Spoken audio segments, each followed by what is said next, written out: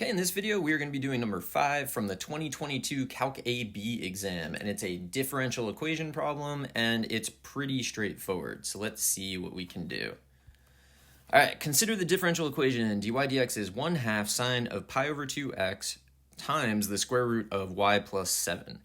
Let y equals f of x be the particular solution to the differential equation with the initial condition f of 1 equals 2. The function f is defined for all real numbers. All good. All right, part A, a portion of the slope field for the differential equation is given below. Sketch the solution curve through the point 1, 2. All right, so when you are sketching a solution curve, I like to picture the slope field as if it is flowing water. You jump into the water at the given point and you just follow the contours, right? So it looks like when we get to 2, we're going to have like a relative maximum. When we get to -2, it looks like it'll be a relative maximum. When we get to 0, it looks like we'll have a relative minimum. Let's just follow the contours. I think that's pretty good. And now I'm going to go the other way. So when I get to 0, I want a minimum. When I get to -2, I want a maximum. I think that's all you're really looking for there. I mean, the slope field definitely suggests that the solution should look like an even function, and we have that. Nothing more to say. Let's move on to the next part. All right, so write an equation for the line tangent to the solution curve in part A at the point 1, 2. Use the equation to approximate f of 0.8. All right, so we're going to need the slope, we're going to write the tangent line, and then we're going to approximate f of 0.8. Here goes. For the slope, we're just evaluating dy dx at the ordered pair 1, 2. So typically, you would have y prime as a function of x, and you just need to know x. Here, dy dx is a function of x and y, so we need to know both x and y. But it's straight substitution. Every x I see becomes a 1. Every y I see becomes a 2. So I get 1/2 sine of pi over 2, radical 2 plus 7. We know the sine of pi over 2 is 1, and we know the square root of 9 is 3. So we get 1/2 times 1 and times 3, which is 3/2. And there you go. That's our slope. Now for the tangent line. We know the ordered pair is 1, 2 because we know that f of 1 is equal to 2.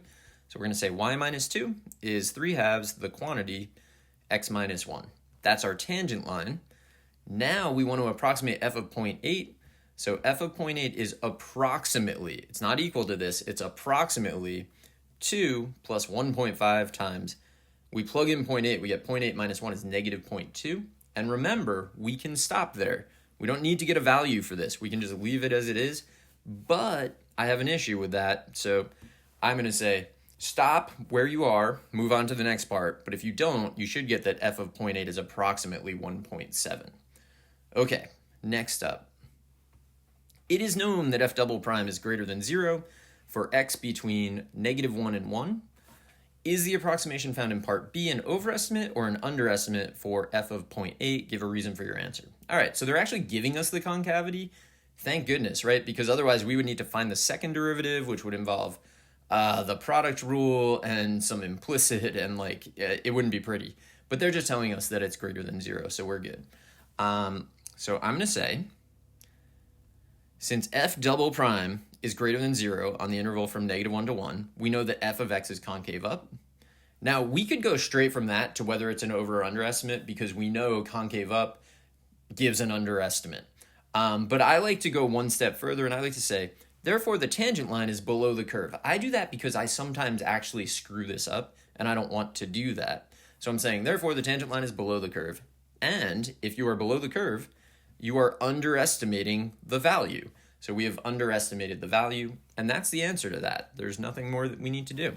All right, next part, which I imagine was worth the bulk of the points on this problem, is use separation of variables, which is also unique. Usually they don't tell you that. They just say find the particular solution, and then they will say you get no points if you don't use separation of variables. But here they're saying use separation of variables to find y equals f of x, the particular solution to the differential equation dy dx equals 1/2 sine of pi over 2x times the square root of y plus 7 with the initial condition f of 1 equals 2. I feel like that took me so long to read. All right, we got to separate and integrate. So separation of variables, dy over the square root of y plus 2 is 1/2 sine of pi over 2x dx.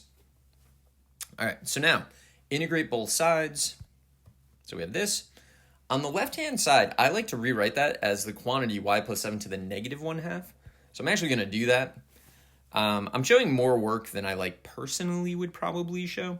I usually would, in my initial step, I would have written the integral of quantity y plus 7 to the negative 1/2 dy. But it's totally fine. I'm going to actually do the integral on the right-hand side. So if you were doing this with u substitution, I would say u is pi over 2x, which means that du is pi over 2 dx, or 2 over pi du is equal to dx. And I would go from there. But what I'm going to choose to do instead is say that because of the pi over 2x, there should have been a pi over 2 on the inside, which means there would be a 2 over pi on the outside. So I would have the 1/2 that's there, a 2 over pi, and then the integral of sine of pi over 2x should be negative cosine of pi over 2x. And we put plus c on the side with the independent variable. So that's why plus c is on that side. I didn't even integrate the left-hand side yet, so I'm going to do that. So plus 1 times the reciprocal gives me this. And on this side, we can clean it up a little while we're here. Right? So we get negative 1 over pi cosine of pi over 2x plus c. Now is a good time to solve for c, because when else are you going to do it? So I know that the ordered pair is 1, 2. So 1, 2 gives me 2 times 9 to the 1/2 equals negative 1 over pi cosine of pi over 2. But we know the cosine of pi over 2 is 0. So really we are getting 2 times 3 is 6 is equal to c. So we know the value of c, and we know a thing, right? We know 2 quantity y plus 7 to the 1/2 equals blah, blah, blah. I'm going to copy that over onto a new page just for space. So this is what we have right now. We need to solve for y, because we need to get y is equal to a function of x. So I'm going to methodically do that. Step 1, I'm just going to replace c with 6. Now I'm going to divide everything I see by 2. So I get y plus 7 to the 1/2 is negative 1 over 2 pi cosine of pi over 2x plus 3, because I'm dividing everything by 2. Then I'm going to square both sides and get y plus 7. I always do like a million steps on these, because I don't want to accidentally screw something up. I mean, nobody wants to accidentally screw something up. So show as many steps as you need. I feel personally that I need a lot of steps when I'm solving for y. I don't know why. And then I'm just going to subtract 7.